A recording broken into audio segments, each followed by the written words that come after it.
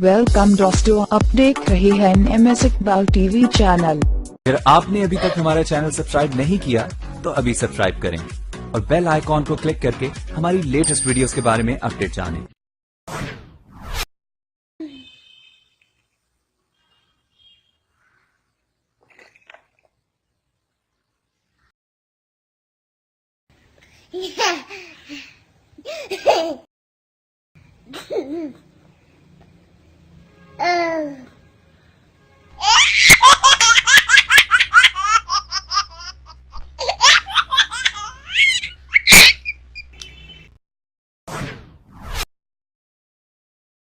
दोस्तों आ एक फकीर खड़ा ਇਹਦੇ ਹੁਣ ਡਰਾਮੇਬਾਜ਼ੀ ਚੈੱਕ ਕਰੋ। ਆ ਬਾਜ਼ੂ ਹੁਣ ਇਹਨੇ ਤਲਵਾਰ ਦੇ ਵਿੱਚ ਦਿੱਤੇ ਹੋਏ ਆ। ਇਹ ਵੇਖੋ ਕੱਢਣ ਡਿਆ। ਇਹ ਦੂਸਰਾ ਵੀ ਹੁਣ ਵੇਖੋ ਇਹਦਾ ਹੁਣ ਢੰਗ ਦੇਖੋ ਬਗੈਰਤ ਦਾ ਇਹਨਾਂ ਦਾ। ਇਹ ਲੈ ਇਹ ਠੀਕ ਠਾਕ ਆ ਤੇ ਮੰਗਦਾ ਫਿਰਦਾ ਪੈਂਦਾ ਫਿਰਦਾ ਇੱਥੇ। ਇਹਦੇ ਕਮਾਲ ਵੇਖੋ ਹੁਣ ਤੁਸੀਂ। ਹੋ ਗਿਆ ਜੀ। हाय कितनी ठंड होगी। मैंने तो बहुत ठंड लगती है, जी नहीं करता रजाई छुपा जाना। बहुत ठंड।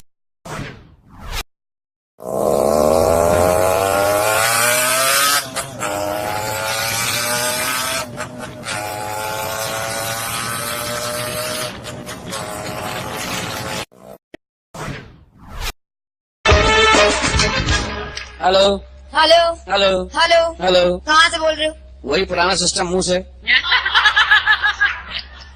अभी साइंस ने इतनी तरक्की नहीं की, कहीं और से बोलूं।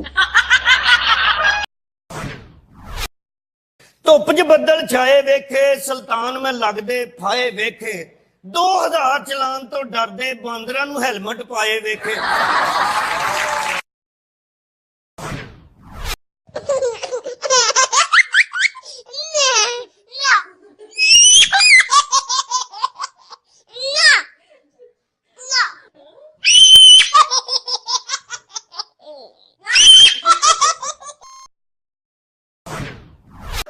तेरी शादी हुई?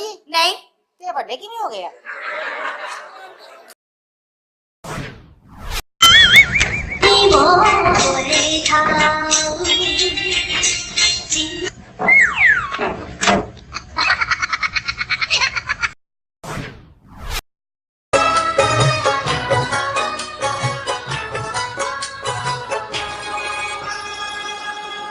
ओ साहिबा,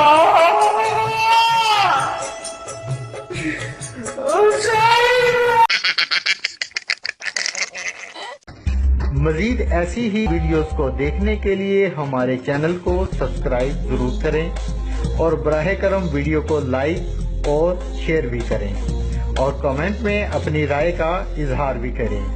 फिर मिलेंगे एक नई वीडियो के साथ। अल्लाह हम सब का हामी और नासिर हो।